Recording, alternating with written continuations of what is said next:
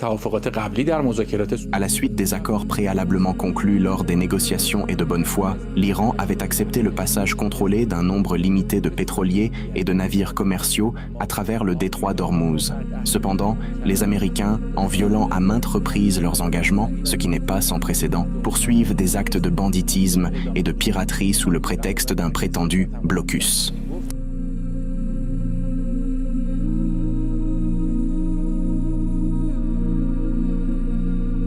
Les amis, c'est toujours un grand plaisir de vous avoir parmi nous.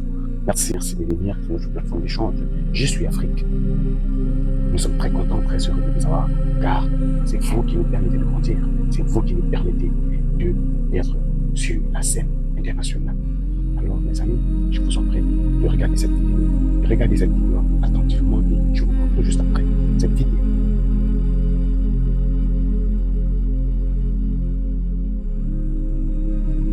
Tout d'abord, ce 18 avril, l'Iran a annoncé un nouveau blocus dans le détroit d'Ormuz après avoir déclaré la veille sa réouverture complète à la suite de l'entrée en vigueur du cessez-le-feu entre Israël et le Liban. Les gardiens de la révolution islamique d'Iran justifient justement ce blocus ou bien cette nouvelle fermeture par le blocus naval imposé par Washington.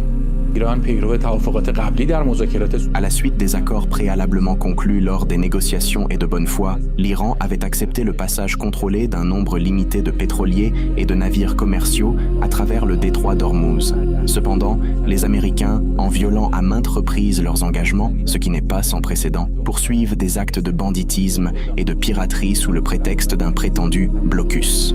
Donald Trump a accusé l'Iran de violer la trêve de manière flagrante en ouvrant le feu sur des navires et a recommencé à menacer l'Iran. Mes représentants se rendent à Islamabad, au Pakistan. Ils y seront demain soir pour des négociations. L'Iran a récemment annoncé la fermeture du détroit. C'est étrange puisque notre blocus est déjà en place. Ils nous aident sans même le savoir. Et ce sont eux qui sont perdants avec le détroit fermé. 500 millions de dollars par jour. Les États-Unis ne perdent rien. Crime de guerre et un crime contre l'humanité. Le prétendu blocus des ports ou du littoral iranien par les États-Unis est non seulement une violation du cessez-le-feu négocié par le Pakistan, mais il est également illégal et criminel. De plus, en infligeant délibérément une punition collective à la population iranienne, il s'apparente à un crime de guerre et à un crime contre l'humanité.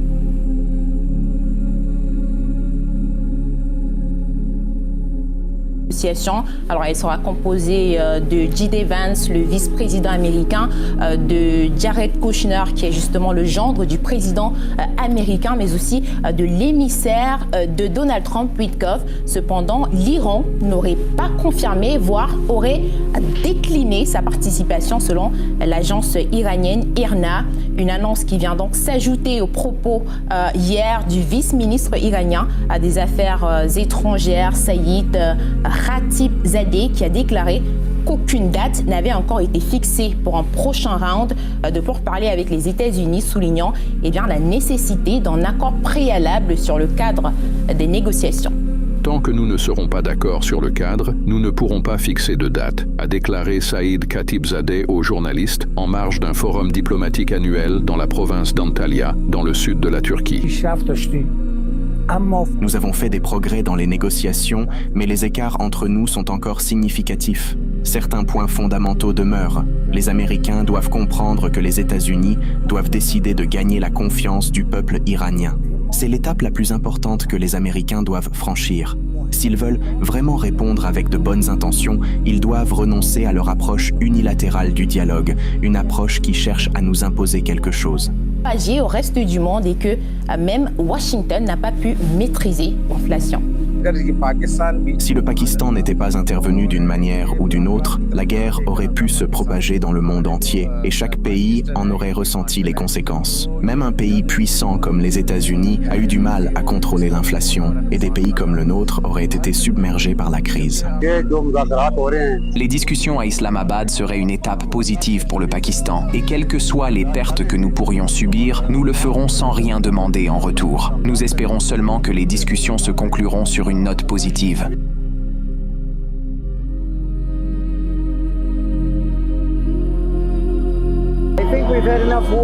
Je pense qu'on en a assez des guerres, assez des combats, de la violence. On a besoin d'espoir, et ce gouvernement n'est pas capable de nous en donner. Donc on veut le remplacer le plus vite possible par tous les moyens démocratiques et non violents dont on dispose. Je pense que ce gouvernement nous a amenés là où nous en sommes aujourd'hui, après des années et des années de mauvaise communication, d'échecs en politique étrangère, d'échecs militaires. Voilà le problème. C'est pour ça qu'on en est là. Que les gens aiment Israël ou non, ils ont prouvé qu'ils étaient un grand allié des États-Unis d'Amérique. Ils sont courageux, audacieux, loyaux et intelligents, et contrairement à d'autres qui ont montré leur vrai visage en période de conflit et de tension, Israël se bat avec détermination et sait comment gagner.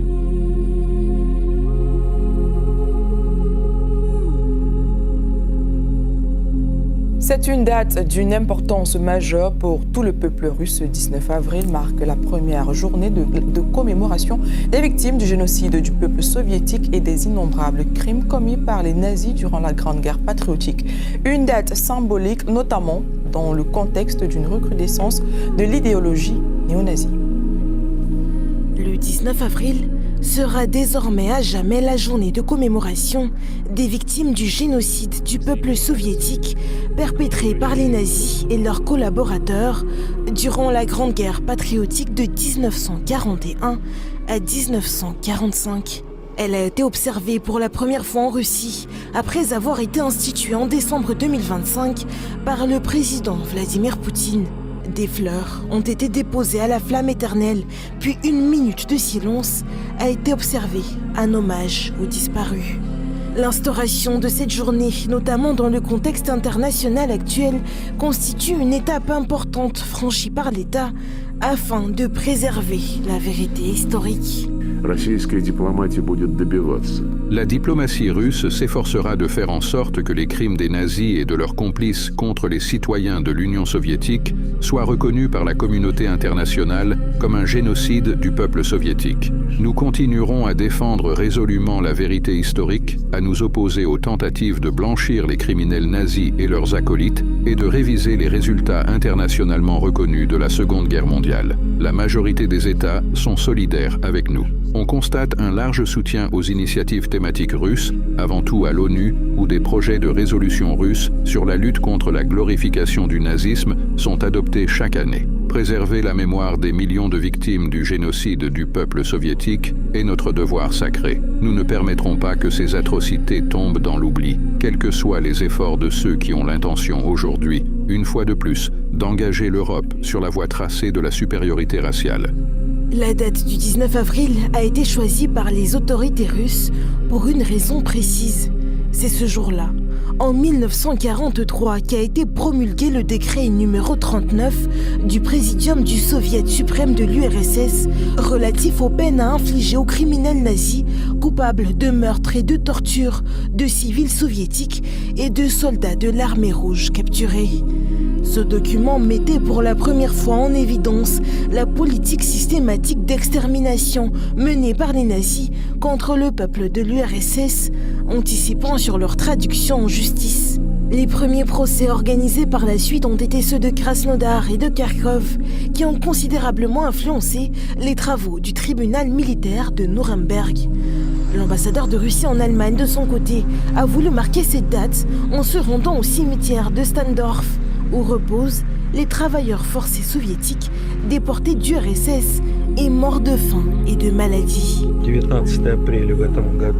Ce 19 avril, nous organisons pour la première fois la journée de commémoration des victimes du génocide du peuple soviétique pendant la Grande Guerre patriotique. À cette occasion, les représentations diplomatiques russes en Allemagne, nos compatriotes et de nombreux amis allemands déposent des fleurs sur les tombes des victimes du génocide. Pendant la Grande Guerre patriotique, plus de 16 millions de soviétiques ont péri aux mains des occupants nazis allemands. Cela représente plus de la moitié des 27 millions de victimes de la Grande Guerre patriotique. Beaucoup d'entre eux ont été tués par des méthodes barbares et sophistiquées. Il s'agit de personnes détenues dans les camps de concentration, de déplacés de force ou de victimes d'expériences pseudo-médicales. En l'occurrence, environ 1400 prisonniers soumis au travail forcé et leurs enfants sont enterrés ici même, à l'endroit de ce mémorial où nous sommes venus aujourd'hui déposer des fleurs.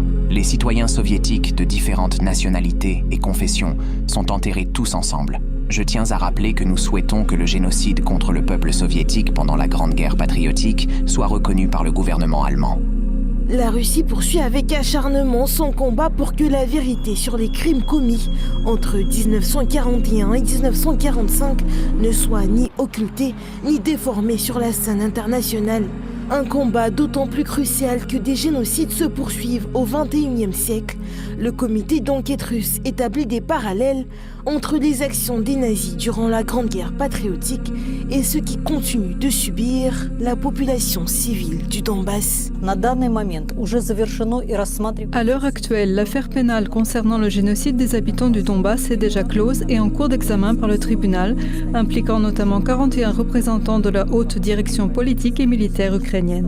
Depuis 2014, ces individus ont donné aux formations armées l'ordre d'exterminer la population du Donbass. Des armements lourds, des véhicules blindés, des avions, des systèmes de lance-roquettes multiples et d'artillerie ont été systématiquement utilisés. À la suite des actions punitives des formations armées ukrainiennes, près de 5000 civils ont été tués et plus de 13 000 ont été blessés. De nombreux immeubles d'habitation, organisations médicales, infrastructures sociales et institutions culturelles ont été détruits. Tout cela a contribué à une réduction significative de la population des républiques populaires de Donetsk et de Lugansk. La Russie n'est pas la seule à honorer la mémoire des victimes d'il y a plus de 80 ans. Le président serbe Aleksandar Vučić, qui considère comme un devoir de préserver la mémoire, s'est rendu au camp de concentration de Jasenovac en Croatie, ainsi que sur le site d'exécution de Donja Gradina. Selon l'Institut de recherche de Jasenovac, plus de 600 000 personnes ont péri dans ce camp, bien que le nombre exact soit encore difficile à établir.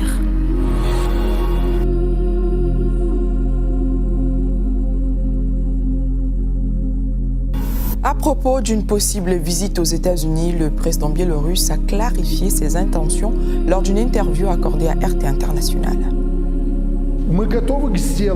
Nous sommes prêts à conclure un accord, mais il faut le préparer de manière à ce qu'il prenne en compte les intérêts des États-Unis et ceux de la Biélorussie. Les Américains doivent comprendre, et beaucoup en Europe l'ont déjà compris, que les sanctions n'ont pas donné les résultats attendus. Nous nous sommes adaptés. Quant aux prisonniers politiques, aux sanctions, c'est secondaire. Nous avons des questions bien plus importantes à régler, et c'est justement l'objet d'un grand accord. Dès que tout cela sera préparé au niveau des équipes, nous serons prêts à rencontrer Donald Trump et à signer cet accord.